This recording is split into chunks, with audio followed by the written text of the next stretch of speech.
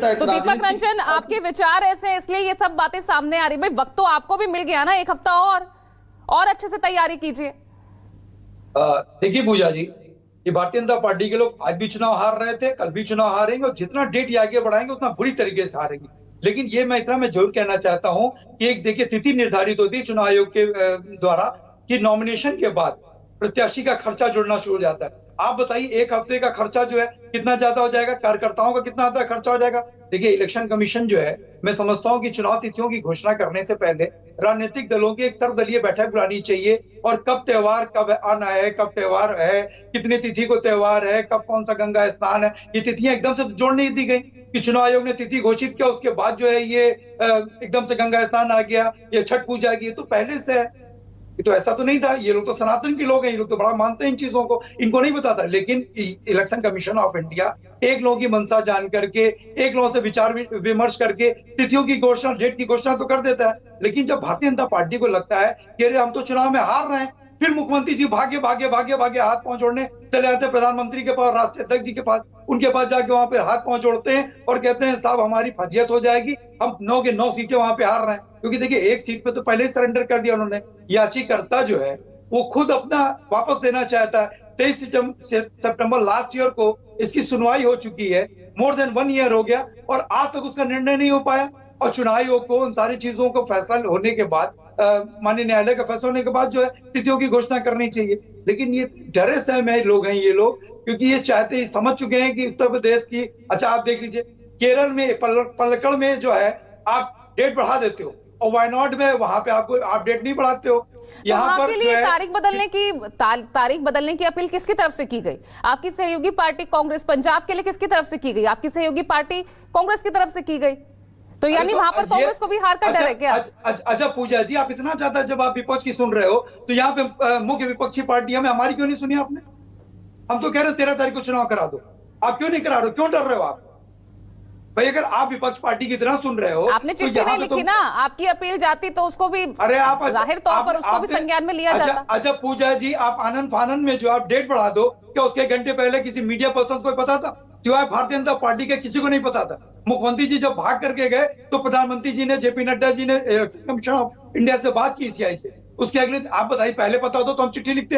हम तो चिट्ठी आपके चैनल के माध्यम से जहां कहीं वहां चिट्ठी लिख दें, 13 तारीख को करा दे चुनाव। मुख्य विपक्षी पार्टी हमें हमसे कम से कम राय मशवरा बातचीत तो करनी चाहिए। लेकिन आप तो अपनी जीत को लेकर आप तो कह रहे हैं ना, जोड़ेंगे तो जीतेंगे। जीत की आपकी अपनी गारंटी आपकी पक्की है, तो क्या डर है? 13 हो, 15 हो या 20 हो? देखिए पूजा जी, पॉलिटिकल हिस्ट्री का सबसे खराब बयान अगर कोई है तो माननीय मुख्यमंत्री जी के द्वारा दिया हुआ बयान है। किसको काटने और किसको बांटने की बात करें, आज तक इस चीज को जस्टिफाई नहीं करें। हम तो कह रहे हैं कि हम जोड़ेंगे तो जीतेंगे। जब तक इंसान जुड़ेगा नहीं, चाहे समाजवादी पार्टी जुड़े, इंडिया गठबंधन से जुड़े, इंडिया ब्लॉक से जुड़े, तब तक हमको जीत कैसे हासिल हो? हम तो जोड़ने की बात कर रहे हैं। ये तो काटने की, बांटने। एक संवैधानिक पद पे बैठा और एक मठ का योगी जो है, उसकी बोली भाषा ऐसी होनी चाहिए। मॉडल कोड ऑफ कंडक्ट भी ये कहता है कि किसी धर्म और किसी जात से जोड़ करके आप राजनीतिक लाभ नहीं ले सकते। यार इंसानों की तो बात छोड़ दी पूजा जी, इन्होंने तो भगवान को भी बांट दिया। वहां मोहन यादव कहते हैं मध्य प्रदेश में कि जो किशन का भक्त है वही असली भारतीय है। यहाँ पर उत्तर प्रदेश में योगी आदित्यनाथ कहते हैं, बीजेपी के नेता तो ये भी कह रहे हैं कि समाजवादी पार्टी जिसका ध्यान सिर्फ मुस्लिम वोट पर है, इसलिए वो इस तरह के बयान दे रहा है। देखिए समाजवादी पार्टी सभी धर्म सभी जातियों का सम्मान करती है, लेकिन इन लोगों की सिर्फ जुमलेबाजी, इनकी सिर्फ नारेबाजी है। सबका साथ सबका विकास, ये बात कर रहे थे ना हिंदू मुस्लिम की। क्या अमन गौतम जिसकी मौत हुई यहाँ पे वो हिंदू नहीं था? क्या मोहित पांडे जिसकी पुलिस कस्टडी में हत्या हुई हिंदू नहीं था? एक हिंदू राम गोपाल मिश्रा जिसके घर का चिराग बुझ गया, मैं जस्टिफाई नहीं करता या मैं वकालत नहीं करता जिसने गोली चलाई, लेकिन वहां पे प्रोसेशन में इतनी पुलिस थी, वहां पे पुलिस फोर्स थी, इतने हिंदू समाज के लोग खड़े थे, उसको आपने चढ़ा दिया दूसरे जात के धर्म के झंडा नोचने के लिए और उसको मौत के घाट आपने उतार दिया उसको प्रोवोक करके। वो हिंदू नहीं था। राम गोपाल मिश्रा जिसके घर की दीवार, मोहित पांडे हिंदू नहीं था। ये हिंदू मुस्लिम की बात कर रहे हैं। एक तरफ कहते हैं सबका साथ सबका विकास, हिंदू की मौत हुई, इनकी मौत हुई। अरे बहुत ऐसे कितने में नाम गिनाऊं। आज की तारीख में उत्तर प्रदेश पुलिस कस्टडी में सबसे ज्यादा मौतें अगर कहीं हो रही हैं तो आज की तारीख में उत्तर प्रदेश में हो रही हैं। क्या वो हिंदू नहीं होते हैं? कि बात हिंदू मुस्लिम में कर रहे हैं। अरे आप जनता के बीच में जाओ पूजा जी, आपने क्या काम किया? आप तो एक नया ही मुद्दा ले आए ना, महाबेरोजगारी का मुद्दा, प्रवासी भारतीयों का मुद्दा। तो इसमें माननीय राष्ट्रीय अध्यक्ष जी ने क्या गलत कह दिया आप बताइए? इनकी मंशा क्या है? आप इनकी मंशा पे गौर कीजिए, क्रोनोलॉजी पे गौर करिए आप पूजा जी। ये चाहते क्या है? अब ऐसे अच्छा, यहाँ पर जो है हरियाणा में चुनाव था 1 अक्टूबर को, आपने अब तक के इतिहास से पहली बार ऐसा हुआ है कि हरियाणा 1 नेशन 1 इलेक्शन की आप बात करते हो, 1 नेशन 1 बाई इलेक्शन आप नहीं करा पा रहे हो।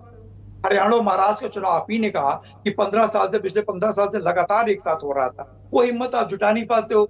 यहाँ के एक स्टेट में ही एक जगह अपडेट बढ़ा रहे हो, एक जगह अपडेट नहीं बढ़ा रहे हो। अगर आप ठीक है, तो देखिए पूजा जी, हमारे दोनों काबिल दोस्त जो है वो राघवेंद्र सिंह जी और रोहित अग्रवाल जी ने, अभी इन्होंने गोरखपुर इंसेफ्लाइटिस की बात की, इनको शायद याद नहीं है, अभी भाजपा में नए नए फिर से दोबारा गए हैं, इनको जानकारी नहीं है। इंसेफ्लाइटिस का वार्ड जो है गोरखपुर में समाजवादी सरकार की देन है, और जब भारतीय जनता पार्टी की सरकार बनी थी तो ऑक्सीजन की कमी से इंसेफ्लाइटिस के कितने बच्चों की मौत हुई थी, इनको जानकारी इस चीज की। और रहा सवाल, देखिए खटाखट पे ये आ गए। अरे हम तो चाहते हैं कि सरकार में हो आप लोग, आप प्रधानमंत्री हो, ठीक सरकार है। से कहो कि 2 करोड़ ठीक रोजगार है। दें।